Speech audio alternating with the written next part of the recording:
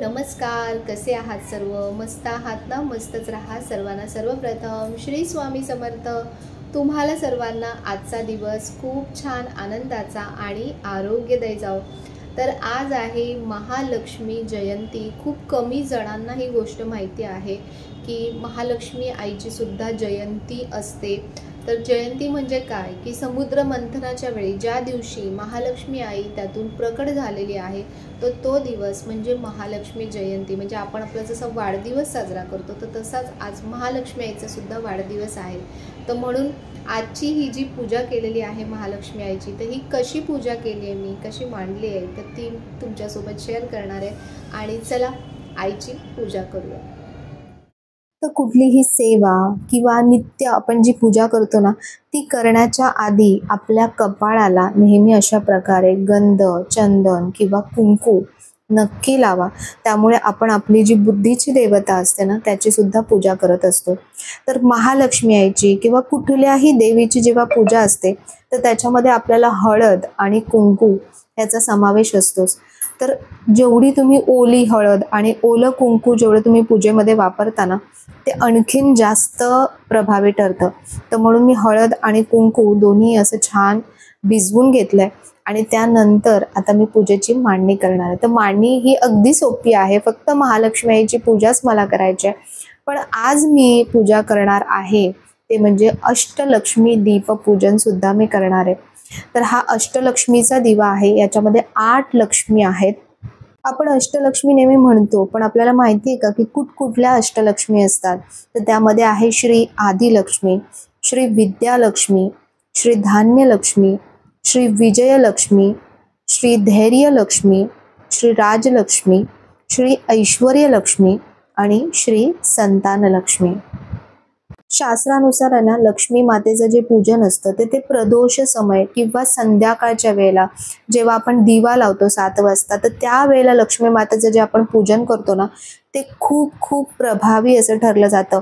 आणि ह्यावेळी म्हणजे जो शुक्रवार होता तर त्या शुक्रवारीच बरोबर आई लक्ष्मीची जयंती सुद्धा होते. आणि शुक्रवारी सकाळपर्यंत म्हणजे 12 वाजेपर्यंत दुपारपर्यंत पौर्णिमा सुद्धा होती. तर खूप छान असा हा योग आला होता. मी याच्याबद्दल कम्युनिटी पोस्ट सुद्धा शेअर केली होती. तर म्हणून म्हटलं की लक्ष्मी मातेची कुठलीही जी सेवा मिळेल ना, तर ती सेवा करण्याचा म्हणजे जो भाग्य आहे ना, ते आपण कधीच घालवायचं नाही. तर म्हणून मी आज बघा अष्टलक्ष्मी दीपपूजन पण करणार आहे. त्यासोबतच हे शंख आणि चक्र ह्याचे दिवे आहेत. तर प्रत्येक दिव्याला ना मी सुंदर असं हळदीचं लेपन करते. तुम्हाला आतापर्यंत कळलंच असेल की आपल्या हळदीच्या लेपनाचा किती छान अनुभव प्रत्येक माझ्या मैत्रिणीला आणि प्रत्येक ताईला आला असेल. तर म्हणून दीपपूजन करताना ना हळदीचं लेपन करा दिव्यांना सुद्धा आणि त्यानंतर पूजा करा. बघा ते दिवे आणखीन किती प्रभावी काम करतात. आणि हा मला सगळ्यात आवडता असा एक दिवा मिळाला आहे, तो म्हणजे महालक्ष्मी दिवा. यामध्ये साईडला गजलक्ष्मी सुद्धा आहेत आणि मध्ये सुंदर कोरीव अशी महालक्ष्मी मातेची यामध्ये प्रतिमा आहे. हा दिवा खूप सुंदर आहे. बघा त्याला खालून जी काम केलं ना दिव्यावरती ते अतिशय सुंदर आहे. तर मी हा दिवा कुठे प्रज्वलित करणार आहे तो पण मी तुम्हाला आज सांगणार आहे. तर अष्टलक्ष्मी म्हणजे लक्ष्मीच्या 8 रूपांचा समूह, ज्यांच्या पूजनाने जीवनात सर्व प्रकारची समृद्धी आणि सुख मिळण्यास मदत होतं. अष्टलक्ष्मींची पूजा केल्याने ना फक्त संपत्तीच नाही, तर आपल्याला कीर्ती, आयु, वाहन, पुत्र, घर अशा सगळ्या गोष्टींची प्राप्ती होते अशी मान्यता आहे. या अष्टलक्ष्मींचं ना काय महत्त्व आहे ते पण मी तुम्हाला थोडक्यात सांगते. यामध्ये आहे आदिलक्ष्मी. आदिलक्ष्मी हे देवी लक्ष्मीचे पहिलं स्वरूप आणि आदिलक्ष्मीचे आहे. त्यांची साधना केल्याने भक्ताला अनेक प्रकारचे सुख आणि संपत्ती मिळते. त्यानंतर दुसरी आहे धनलक्ष्मी. तर धनलक्ष्मी या स्वरूपाची पूजा, जप आणि ध्यान केल्याने भक्ताचं घर नेहमी संपत्तीने भरलेलं असतं आणि त्याला विविध स्तोत्रांमधून उत्पन्न मिळत राहतं. ऐश्वर्यलक्ष्मी. तर देवी लक्ष्मीच्या या रूपाची पूजा केल्याने व्यक्तीला समाजात खूप प्रसिद्धी प्राप्त होते. त्याची कीर्ती आणि प्रतिष्ठा वाढते. तो जीवनात अनेक प्रकारचं ऐश्वर्य प्राप्त करतो. तर बघा हे मी गुलाब म्हणजे देवी लक्ष्मीला तुम्हाला माहिती आहे गुलाब खूप प्रिय आहे, तर म्हणून हे गुलाबाच्या स्टिक्स मी मागवल्या आहेत आणि त्याचा इतका सुंदर सुगंध येतो ना की तुमची पूजा अगदी प्रसन्न आणि प्रभावी वाटायला लागते। तर आज मी माता लक्ष्मीवरती अभिषेक सुद्धा करणार आहे। तर पहिला जो अभिषेक आहे तर दुधामध्ये मी केशर घातले आणि त्याचा अभिषेक करते। त्यानंतर मी हळदीचा अभिषेक करते, हळदीच्या पाण्याचा।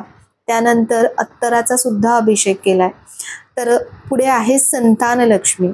तर आयुष्यात तुमच्याकडे कितीही पैसा असला तरी तुमच्या घरात जर मुलंच नसतील तर माणसाचा आनंद हा अपूर्ण असतो। तर म्हणून श्रीमंतीच्या देवी लक्ष्मीच्या या स्वरूपाची पूजा केल्यानं सुंदर, सद्गुणी आणि सुसंस्कृत संतानांची प्राप्ती होत असते। पुढे आहे धान्य लक्ष्मी। जेव्हा आपण देवाकडे आनंदाची इच्छा व्यक्त करतो ना, तेव्हा नेहमी असं म्हणतो की माझं घर नेहमी संपत्तीने परिपूर्ण असावे, धनधान्याने संपूर्ण असावे। तर देवीच्या या स्वरूपाची साधना केल्याने आपलं घर नेहमी अन्नधान्याने भरलेलं राहतं। देवी लक्ष्मी सदैव आपल्या घरात अन्नाच्या स्वरूपात वास करत असते। ज्या लोकांच्या घरात अन्नाचा अपव्यय होतो, लक्ष्मी जी त्या घरापासून दूर जातात, कारण अन्न हे देखील लक्ष्मी मातेचंच प्रतीक आहे। त्यानंतर गजलक्ष्मी। तर गजावर स्वार असलेल्या देवी लक्ष्मीच्या या रूपाची पूजा केल्याने व्यक्तीला राज्यसत्ता, सरकार इत्यादींकडून अनेक प्रकारचं सुख प्राप्त होतं। देवीचे हे रूप शेती करणाऱ्या लोकांसाठी वरदान मानलं जातं। असं मानलं जातं की देवीच्या या स्वरूपाची पूजा केल्याने शेतकऱ्यांना चांगलं पीक मिळतं। त्यानंतर आहे वीरलक्ष्मी। तर वीरलक्ष्मी हे देवी कात्यायनीचे स्वरूप मानले जाते। असं मानलं जातं की शुद्ध अंतकरणाने पूजा केल्याने देवी वीरलक्ष्मी आपल्या भक्ताला अकाली मृत्यूपासून वाचवते। आईच्या कृपेने भक्तामध्ये आत्मविश्वास आणि धैर्य येतं। तर माता लक्ष्मीची मी इथे स्थापना करते। बऱ्याच ताईंनी विचारलं की ताई ही लक्ष्मी मातेची मूर्ती तू कुठून घेतलीस? तर ही मी दहिवडकर सराफ यांच्याकडून ही मूर्ती घेतलेली आहे। आणि देवांच्या आपल्या देवघरात ज्याही मूर्ती असतील ना तर त्या नेहमी भरीव असाव्या, कधीही पोकळ मूर्ती तुम्ही पूजेसाठी ठेवू नका। तर त्यानंतर सगळ्यात शेवट जी उरली होती ती म्हणजे विजयलक्ष्मी। जर तुम्ही कोणत्याही प्रकरणाबाबत न्यायालयाच्या कचाट्यात सापडले असाल किंवा तुम्हाला नेहमी शत्रूंची भीती वाटत असेल तर तुम्ही देवी विजयलक्ष्मीची स्थापना अवश्य करा। देवी विजयलक्ष्मीच्या कृपाने शत्रू स्वतः आपला पराभव मानून तुमच्या पुढे गुडघे टेकतील। तर आपल्या घरात भगवान श्री विष्णूंची, श्री नारायणांची कृपा हवी असेल तर त्यांची अर्धांगिनी ती म्हणजेच की महालक्ष्मी, तर महालक्ष्मीची आपण सदैव पूजा आपल्या घरात केली पाहिजे। तर देवी आई महालक्ष्मीची जयंती आहे, तर म्हणूनच मी आज जे धनलक्ष्मी कुंचन आहे तर त्याची पण मी सेवा करणार आहे। धनलक्ष्मी कुंचनची सेवा कशाला केली जाते? आपल्या घरात नेहमी धनधान्याची कधीही कमी पडू नये, घरात सुख समृद्धी नांदावी, सगळ्यांना चांगलं आरोग्य मिळावं, या सगळ्या गोष्टींसाठी धनलक्ष्मी कुंचनची सेवा केली जाते। पण एक गोष्ट मी नेहमी तळतळीने तुम्हाला सांगते की कुठलीही सेवा करताना तुम्ही देवाकडे कुठलीही गोष्ट मागू नका। आपले कर्म चांगले ठेवा। आपले कर्म चांगले असतील, आपलं मन स्वच्छ असेल, आपली भक्ती तेवढी प्रखर असेल तर तुम्हाला काहीही न मागता सर्व तुमच्या पदरात पडत जाईल। तर म्हणून कुठलीही सेवा करताना ना अगदी मनापासून देवाकडे कृतज्ञता व्यक्त करण्यासाठी सेवा करा। बघा ती सेवा नक्कीच फळफळेल आणि तुम्ही कधी आयुष्यात विचार सुद्धा केला नसेल अशा गोष्टी आपल्या आयुष्यात यायला सुरुवात होते। तर हीच असते ती ईश्वरी कृपा आणि तीच आपल्या आयुष्यात असणं खूप महत्त्वाचं असतं। तर हा बघा जो मी महालक्ष्मी आईचा जो दिवा घेतलेला आहे ना तर तो मी इथे धनलक्ष्मी कुंचनच्या समोर प्रज्वलित केलेला आहे आणि खूप खूप खूप सुंदर असा तो दिवा वाटतोय। तर माझ्या सगळ्या पूजांमध्ये तुम्ही समई, दिवे सगळ्या गोष्टी बघितल्या असतील, पण एकच गोष्टीची कमी होती ती म्हणजे की पंचारती। तर मला खूप सुंदर अशी पंचारती हवी होती आणि तितकीच सुंदर अशी ही पंचारती मला मिळालेली आहे। तर हे सर्व दिवे, पंचारती हे सर्व मी कुठून मागवलंय? तर हे मी बाप्पा मोरिया या दादांच्या दुकानातून मागवलंय आणि त्यांचा नंबर, ॲड्रेस, त्यांचे जे पण डिटेल्स आहेत ते मी तुम्हाला डिस्क्रिप्शनमध्ये देईन। खूप सुंदर याची क्वालिटी आहे आपल्या पूजेमध्ये ना जितके सुंदर दिवे लागतात, जितके सुंदर समई लागतात, जितक्या सुंदर पंचारती लागतात, तितकी आपली सेवा खूप छान, प्रभावी, प्रसन्न आणि खूप सुंदर होते.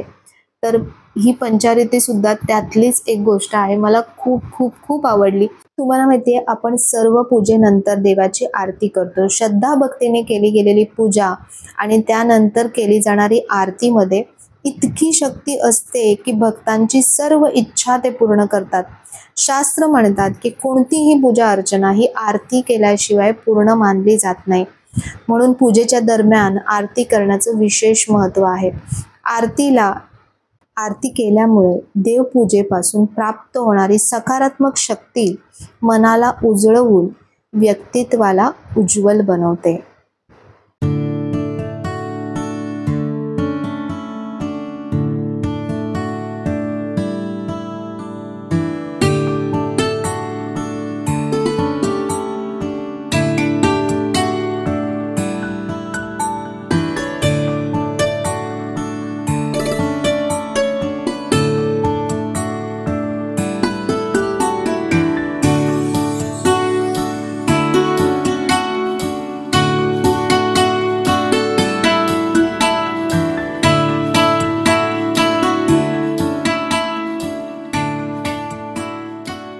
तर अशा प्रकारे आजची महालक्ष्मी आईची जी पूजा आहे, सेवा आहे, ती झालेली आहे. आज होती महालक्ष्मी जयंती, म्हणजे समुद्र मंथनाच्या वेळेला ज्या दिवशी महालक्ष्मी आई प्रकट झाली, तर त्या दिवसाचं म्हणजे तो आजचा दिवस आहे. तर आपण नेहमी महालक्ष्मी आईकडे सतत धन, धान्य, पैसा, समृद्धी, आरोग्य सगळं काही मागत असतो. पण आज तिचा दिवस आहे, तर तो दिवस आपण साजरा करणं किंवा पूजा करणं हे खूप खूप खूप महत्त्वाचं होतं. आजचा दिवस होता धुलीवंदनाचा. तर जे आपले सण आहेत ना, तर त्यामध्ये फक्त खा प्या मजा करा बस इतकंच सणांद्वारे सांगितलं नाही आहे. सणांमध्ये खूप काही महत्त्वाच्या गोष्टी सांगितल्या आहेत. तर त्याच्यामुळे आपली जी परंपरा आहे, आपली जी संस्कृती आहे, तर ती टिकवण्यासाठी आपण आपल्या सणांचा आदरपूर्वक आपण आपले सण साजरे केले पाहिजेत आणि देवांबद्दल नेहमीच प्रेम, भक्ती आणि कृतज्ञता आपल्या पूजेतून, आपल्या भक्तीतून ती देवापर्यंत पोचली गेली पाहिजे. तर असंच महालक्ष्मी आईला सगळ्यांसाठी प्रार्थना की आई सर्वांचं कल्याण कर, सर्वांना सुखी ठेव, सर्वांना समाधानी ठेव, सर्वांना चांगलं आरोग्य, धन, संपत्ती सगळ्या गोष्टी सर्वांना येऊ देत, सर्वांना मिळू देत आणि सर्वांचं कल्याण कर. तर असा आजचा पूजेचा व्हिडिओ तुम्हाला आवडला असेल तर नेहमीप्रमाणे व्हिडिओला लाईक करा, शेअर करा, सबस्क्राईब करा. पुन्हा भेटूया आपण अशाच नवीन व्हिडिओमध्ये. तोपर्यंत सर्वांना बाय आणि सर्वांना श्री स्वामी समर्थ.